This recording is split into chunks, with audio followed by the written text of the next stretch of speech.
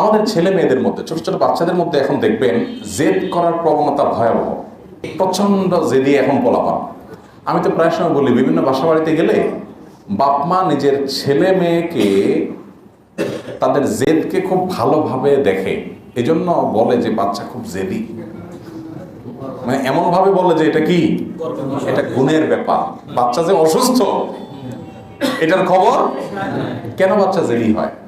শুধু একটা পয়েন্ট বলি, সেটা হলো যে আমাদের বেশিরভাগ অভিভাবকরা অভিভাবকত্বই শিখি নাই। ওই যে করোনা দেশের দ্বারা গেছে নাই তো, আপনি বাচ্চাকে শাসন করেন না, শুধুমাত্র আদর শিখছেন, তো বাচ্চাদের মাথায় উঠবেই। এবং একইভাবে শরিয়া আপনাকে যে নীতিমালা দিয়েছে সেগুলো দ্বারা গেছে আপনি নাই, তো বাচ্চা তো মানুষ হবেই। বাচ্চারা সারাদিন মোবাইল দিয়ে রাখেন। এখন এখানে যদি জরিপ চালানো হয়, 80% মানুষ ধরা খেয়ে যাবে যে মোবাইল দিয়ে বাচ্চাকে খানা খাওয়ানো। আমার বাসা বাচ্চাকে মোবাইল দিয়ে খানা খাওয়ায় না, আলহামদুলিল্লাহ। বাচ্চা যদি কখনো বলে মোবাইল দিলে খাবো, তা আমার বাসা থেকে সাপ বলে দেওয়া হয়, তোমার খাওয়ার কোনো প্রয়োজন নেই, তোমার মতো বাচ্চা 2-4 দিন না খেলে আমার কিচ্ছু আসে যায়, আর তুমি মরবা না, টেনশন নেই। 10-20 দিন না খাইলেও মরবা না, মরণ এত সোজা না, মানুষ খুব শক্তিশালী প্রাণী। অতএব বাচ্চা না খাইলে মরে যাবে না, কিন্তু ওকে মরে যাবে ভয়ে করে যেটা হাতে তুলে দিচ্ছেন এটা ওরা ধ্বংস করে দিচ্ছে। দেখুন ম্যাক্সিমাম বাচ্চা এখন কি ক্রেজি। আচ্ছা, আমাদের বয়সের যারা আছেন, মানে 40-45 পার হয়েছেন যারা, 40 পার হয়েছেন যারা, এই বয়সে যারা আছেন এখানে, আরো যারা বাবা বয়সী মুরব্বীরা যারা আছেন, আপনারা একটু আপনাদের শৈশবে চলে যান তো। আমার কথা মনে আছে, আমার পুরো চিত্র মনে আছে। আমার ছোটবেলায় আমি যখন শিশু ছিলাম, আশপাশে যে পোলাপান ছিল এগুলো একটু বেদামাস টাইপ ছিল, সব মিনিমাস বেদামাস টাইপ পোলাপান দেখছি আমরা আমাদের ছোটবেলায়। তার মানে এগুলো সব এই চুপচাপ থাকতো, বসে থাকতো, বসায় দিছে মা, ওখানে বসে থাকতো, বেশি ক্ষুদা লেগে গেছিল ফেল করে কান দিত, ধমক একটা দিলে আবার থেমে দিত।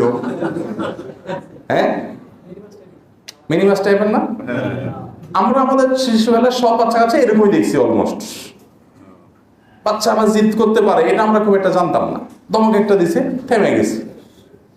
বয়ের ঠেলা, আপনার বাইরে একটু বেশি খেলাধুলা হয়ে গেছে, যখন শৈশবে কৈশোরে চলে যাচ্ছি তখন এবার ঘরে চারপাশে ঘুরতাম মায়ের ভয়ে, যে আজকে মায়ের তো একটাও নিচে নেই, ঝুলাইয়া পিটানি হবে। আর এখন বাচ্চাদের অবস্থা কি বলে? আপনি কোনো বাসা যদি বেড়াতে যান আর পিচ্ছি যদি 3-4 বছরের একটা থাকে, দেখবেন ঢুকার পরে আঙ্কেল তাক করবে পিস্তল, বলবেন এরকম হয়ে যায় না? ওইটাই তার খেলা, যে বাসায় একজন আঙ্কেল বেড়াইতে আসছে নতুন, ওই আঙ্কেলের দিকে পিস্তল। কোত্থেকে আসছে এগুলো জানেন? এই মোবাইল থেকে এবং টেলিভিশন স্ক্রিন থেকে। ও সারাদিন কি দেখে বাচ্চা বলুন তো? কার্টুন দেখে। কার্টুনে কি দেখানো হয়? মারামারি, কাটাকাটি, গেমস খেলে সারাদিন, তাই না? গেমসে কি দেখে?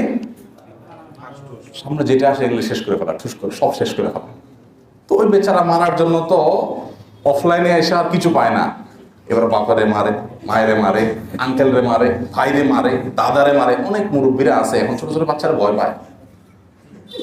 অনেক দাদারা আছে খুব ভয় পায় যে কখন তার ইজ্জত ধরে টান দেয়, কোনো বিশ্বাস নাই। এই রোগ, বাচ্চারা যে ক্রেজি হচ্ছে, যে পাগল কিসিমের হয়ে যাচ্ছে, এগুলো হাতে ধরে আমরা বানাচ্ছি না? আল্লাহ তাআলা আমাদেরকে হেদায়েত দান করুন। আমাদের বাচ্চাদেরকে বাঁচাবার জন্য আমাদেরকে একটু সতর্ক করতে হবে। বাচ্চার হাতে মোবাইল দেওয়া যাবে না, মোবাইল দেওয়া যাবে না। এবং বাচ্চাকে মোবাইল দিবেন না, গেমস দিবেন না, ভিডিও দেখতে দিবেন না। এটার জন্য আগে আপনাকে মানুষ হইতে হবে। নিজে সারাক্ষণ আতাবেন আর বাচ্চাকে বলবেন এই পড়ালেখা করো, বাচ্চা মনে করবে হায় হায় রাজ্যের সকল শান্তি বোধহয় ওই মোবাইল ফোনের মধ্যে। বাপ আমাকে বঞ্চিত করতে চায়, নিজে ঠিকই ভোগ করতেছে। এই জন্য সে আপনার কথা শুনবে। আপনি নিজেকে কন্ট্রোল করতে হবে। আমরা সব এখন ডাইরেক্ট হয়ে গেছি। ডাইরেক্ট হওয়া বুঝেন?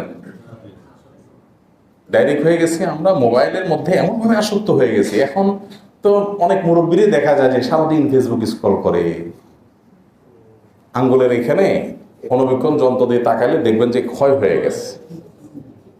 এত টানতেছে, এত টানতেছে, এত টানতেছে। আর এটা আজীব জিনিস যে আপনি যত টানেন ও আপনাকে বলবে না যে এন্ড, দ্য এন্ড বলবে, যে শেষ আর নাই নিচে বলবে। নেট যদি দুর্বল হয় ঘুরবে, যে অপেক্ষা করো অপেক্ষা করো অপেক্ষা করো, তোমাকে আরো নিচে নামানো হবে, তুমি আরো নিচে নামতে পারবা। নামতেছেন নামতেছেন, সকাল থেকে রাত পর্যন্ত টানছেন, তারপরেও শেষ নাই। আল্লাহ রাব্বুল আলামিন আমাদেরকে এর ভয়াবহতা থেকে বেঁচে থাকার তৌফিক দান করুন। আল্লাহর কাছে এগুলোর জন্য জবাবদিহি করা লাগবে ভাই, এই সময়গুলোর জন্য জবাবদিহি করা লাগবে কি লাগবে না বলেন? তাহলে আমরা তওবা করব, আমরা সময় নষ্ট করব না, সময়ের অপচয় করব না। আল্লাহ আমাদেরকে সেই তৌফিক দান করুন।